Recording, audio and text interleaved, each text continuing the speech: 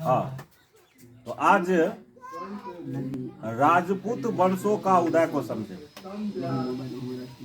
भारत में कई राजपूत वंश हैं, जैसे कि गुर्जर प्रतिहार, सिसोदिया, चौहान वंश, चंदेल, सोलंकी, ये सभी के सभी क्या है? राजपूत वंश। और कौन कौन से राजपूत वंश कहाँ कहाँ से उदय हुए हैं उसको अलग अलग पढ़ेंगे। सबसे पहले गुर्जर प्रतिहार वंश, यानी राजपूत के अंदर में कई वंश हैं, जिसमें एक है, पहला क्या है? गुर्जर प्रतिहार वंश। इसका मतलब है गुर्जर प्रतिहार जो है, ये वंश जो है राजपूत वंश से जुड़े हुए हैं, समझे ना। तो किसी भी वंश को जानने से पहले हम समझते हैं कि भारत में वो किस स्थान पर थे, कहां से उसकी उत्पत्ति हुई। तो यहाँ पर देखिए, यहाँ पर राजस्थान के थोड़ा सा नीचे और एमपी यहाँ पर जो है ये देख रहे हैं, राजस्थान से नीचे यहाँ पर एमपी है, और इसी एमपी में एक स्थान है मालवा में कई शासक हुए हैं, कई वंश के शासन किया है। ऐसा नहीं होता है एक स्थान पर एक ही शासन करेगा, समय के साथ बदलते रहता है ना। अभी जो फिलहाल बता रहे हैं, ये गुर्जर प्रतिहार वंश जिसकी उत्पत्ति जो होगी वो कहां से होगी? मालवा से होगी। और यहां पर देखिए यूपी, ये एमपी है, ये मालवा का है, ये जो लोकेशन दिखा रहे हैं ये मालवा है, और यहाँ पर यूपी यहाँ पर है। तो यूपी में एक जगह का नाम है कन्नौज। यहाँ पर क्या है? ये कन्नौज। यूपी के एकदम मिडिल में जो है, मध्य में एक कन्नौज है। कानपुर से 50-60 किलोमीटर दूर कन्नौज का स्थान है, समझे ना। इसका प्राचीन नाम काबकुज था, अभी उसका नाम अभी कन्नौज है।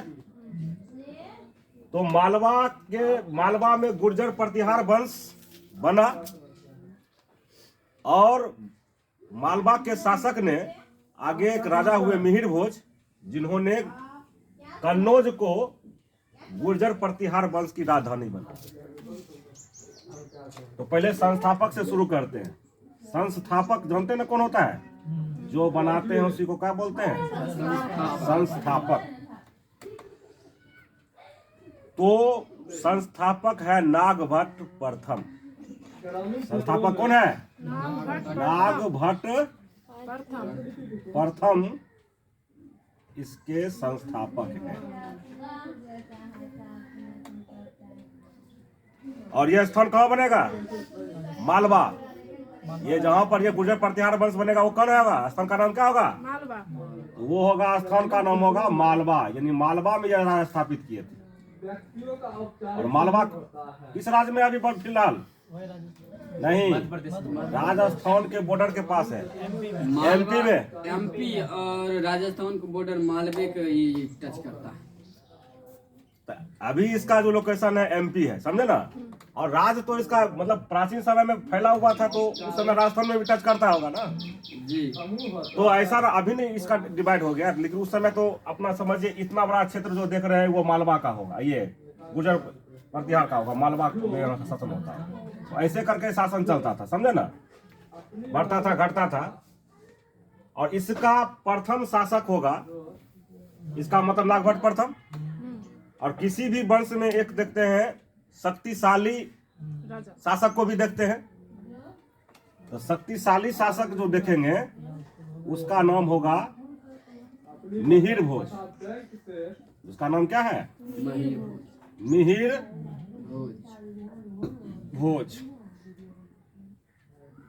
मिहिर भोज इसका शासक है, ये भी शक्तिशाली। और इसी मिहिर भोज ने अपनी राजधानी जो थी कहाँ बनाई थी? कन्नौज को बनाई थी। यहाँ ब्रैकेट में लेते हैं, कन्नौज को राजधानी बनाई, कन्नौज को राजधानी बनाई, बनाया, क्योंकि पुरुष है तो बनाया ना होगा। प्रश्न ये आ सकते हैं कि गुर्जर बर्तिहार के किस राजा ने अपनी राजधानी कन्नौज को बनाई? मिहिर भोज। अब देखिए इतिहास के टॉपिक में एक कन्नौज के लिए त्रिपक्षीय संघर्ष हुआ था। ये कन्नौज जो देख रहे हैं ना, ये कन्नौज, ये मालवा, ये कन्नौज है। कन्नौज के लिए त्रिपक्षीय संघर्ष हुआ था। इसका मतलब तीन क्षेत्र के राजा जो है इस कन्नौज को पाने के लिए युद्ध हुआ था। तो इसका मतलब इस कन्नौज को पाने के लिए गुर्जर प्रतिहार ने भी भाग लिया था जी। और यहाँ पर पालवंशी शासक धर्मपाल और इधर है राष्ट्रकूट। समझिए फिर से, तो ये जो महाराष्ट्र का इधर क्षेत्र देख रहे हैं, ये आपका राष्ट्रकूट है। ये क्या है? राष्ट्रकूट। और इधर तो आपका ये तो अभी देख लिया, अभी जो कर रहे हैं वो हो गया गुर्जर प्रतिहार। ये मालवा में जो गुर्जर प्रतिहार है। और जो मुंगेर जो राजधानी थी पाल वंश का, यहाँ पर क्या था? पालवंश। पालवंश था, कहा था उसका राजधानी थी मुंगेर। तो पालवंश इधर राष्ट्रकूट और ये जो अभी जो है ये क्या है? गुर्जर प्रतिहार है। तो तीन तरफ से कन्नौज बीच में है। इस कन्नौज को पाने के लिए तीनों राजा जो है, ऐसे तो राजधानी तो बना ही लिया है, लेकिन फिर भी ये पाल वंशी भी चाह रहा है कि इसको हम जीत लें और राष्ट्रकूट भी चाह रहा है जीत लें। तो पहले तो वत्सराज का नाम सुनने को, वत्सराज ने भाग लिया था। लेकिन इस चूंकि गुर्जर प्रतिहार वंश में चल रहा है, तो इधर से ये नागभट्ट द्वितीय, इधर से गुर्जर प्रतिहार की ओर से ये नागभट्ट प्रथम है, नागभट्ट द्वितीय, और इधर से होगा गोविंद तृतीय। इधर से राष्ट्रकूट से जब कन्नौज के लिए जब त्रिपक्षीय संघर्ष होगा तो उधर से धर्मपाल आया था। पाल से क्या आया था? धर्मपाल। इधर से पहले आया था वत्सराज और इधर से आया था ध्रुव। लेकिन बाद में क्या हुआ? इधर से कौन आ गया? नागभट्ट द्वितीय। गुर्जर प्रतिहार से नागभट्ट द्वितीय और राष्ट्रकूट की ओर से गोविंद तृतीय। तो इसमें क्या हुआ कि गोविंद राष्ट्रकूट वंश का गोविंद तृतीय और इधर से नागभट्ट द्वितीय, इस दोनों में जीत किसकी हुई? गोविंद तृतीय की जीत हो गई और नागभट्ट द्वितीय की क्या हो गई? यहाँ पर स्टार मार्क एक पॉइंट में लिखते हैं, इधर से नागभट्ट कन्नौज के लिए त्रिपक्षीय संघर्ष में, कन्नौज के लिए त्रिपक्षीय संघर्ष में, त्रिपक्षीय संघर्ष में नागभट्ट द्वितीय, नागभट्ट द्वितीय राष्ट्रकूट के राजा, राष्ट्रकूट वंश के राजा गोविंद तृतीय से हार गए। गोविंद तृतीय से हार गए। इसका मतलब ये राष्ट्रकूट का ही विजेता बना। इसमें त्रिपक्षीय संघर्ष में कौन विजेता बना था? राष्ट्रकूट। त्रिपक्षीय संघर्ष इसलिए इसका नाम हुआ था क्योंकि तीन तरफ से युद्ध हुआ था। इधर से कौन वंश? पाल वंश। किसके लिए? कन्नौज के लिए। बीच में क्या था? कन्नौज। तो कन्नौज को हासिल करने के लिए तीन तरफ से युद्ध हुआ था ना, इसलिए त्रिपक्षीय संघर्ष के नाम से जाने जाते इतिहास में। तो इस त्रिपक्षीय संघर्ष में पूछेगा कि त्रिपक्षीय संघर्ष में नागभट्ट द्वितीय को किसने हराया? तो राष्ट्रकूट वंश के शासक गोविंद तृतीय ने किसको हरा दिया? नागभट्ट द्वितीय को। धर्मपाल भी था, धर्मपाल भी लास्ट में युद्ध हार गया ना। लास्ट में विजय किसको प्राप्त हुआ? राष्ट्रकूटों को प्राप्त हुआ था। धर्मपाल आए थे, धर्मपाल के जो संरक्षक थे चक्रायुध वो भी आए थे, सबको हार मिली लास्ट में, समझे ना। राष्ट्रकूट को ही जीत मिली थी, समझे। आप बात करते हैं कि मिहिर भोज भक्त किसके थे? विष्णु भगवान के भक्त थे। कोई शिव भगवान के हैं, कोई विष्णु भगवान के हैं, तो याद रखना है कि मिहिर भोज किस भगवान के भक्त थे? विष्णु भक्त के। यहाँ लिखेंगे हैं मिहिर भोज विष्णु भक्त थे। क्यों थे? विष्णु भक्त थे। समझे? देखिए, तो उन्होंने भी उपाधि लिया। मिहिर भोज क्या लिए? उपाधि ली।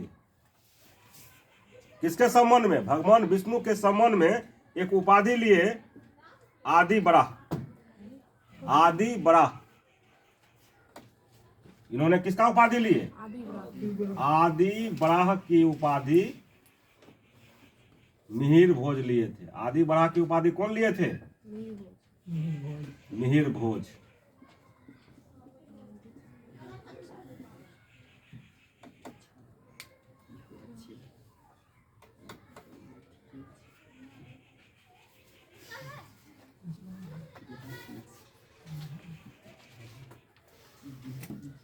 अब इसमें ज्यादा नहीं पढ़ना है, ज्यादा प्रश्न इस प्रश्न नहीं आते हैं। इस वंश का अंतिम शासक जान लेते हैं। अंतिम शासक गुर्जर प्रतिहार का कौन है? अंतिम संस्थापक कौन है गुर्जर प्रतिहार का?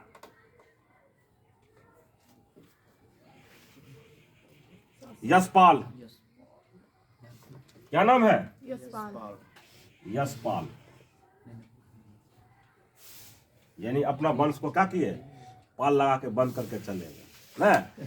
इसका मतलब अंतिम हो गया। नहीं होता है, पाल घेर लेता है कि चलो भाई आप हम सबसे हट जाते हैं। तो अंतिम शासक कौन हो जाएगा? पाल लगा। अब एक क्वेश्चन जो बहुत इंपॉर्टेंट, आप जो अभी दिल्ली देख रहे हैं ना, तो ये दिल्ली पहले भारत में नहीं थी। दिल्ली को बनाया गया। तो कहता है दिल्ली को कब स्थापित किया गया? दिल्ली को पहली बार कौन स्थापित किया? दिल्ली ऐसे हमको कहा है बीच में, यहाँ पे लोकेशन है ना दिल्ली का, वही दिल्ली नई दिल्ली बनी। तो इसको बना था 11वीं शताब्दी के मध्य में।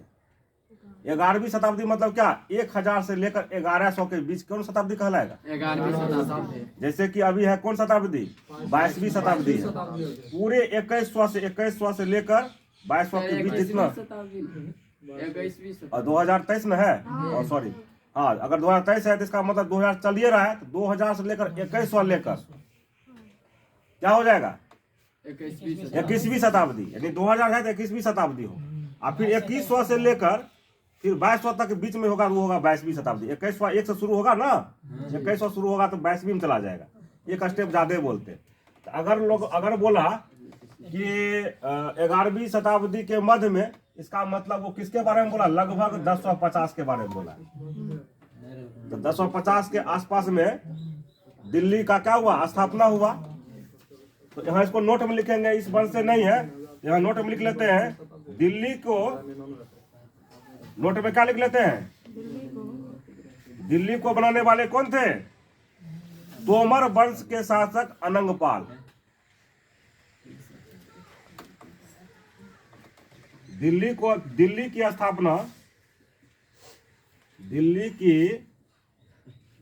स्थापना तोमर वंश के अनंगपाल ने की थी। समझ गए? मिस्टेक हो जाता है।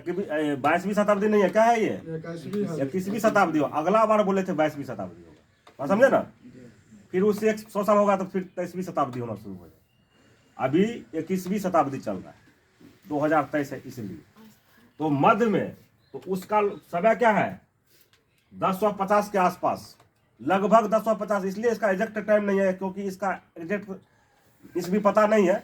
इसलिए इतिहासकार ने क्या लिख दिया, 11वीं शताब्दी के मध्य में। इसका मतलब है कि लगभग 1050 के आसपास। कब किया था? 11वीं शताब्दी के, 11वीं शताब्दी के मध्य में, शताब्दी के मध्य में। ठीक है, 11वीं शताब्दी के मध्य में दिल्ली की स्थापना थी। और कौन वंश के थे? तोमर वंश के थे। लेकिन यहाँ नोट में लिखे हैं, इसका मतलब ना गुर्जर प्रतिहार से नहीं थे वो, एक अलग वंश था तोमर वंश। तोमर वंश के जो थे अगंग पाल जो थे, उन्होंने ही क्या किया, दिल्ली की स्थापना की। तब दिल्ली बना था। हाँ, बंद कर दीजिए।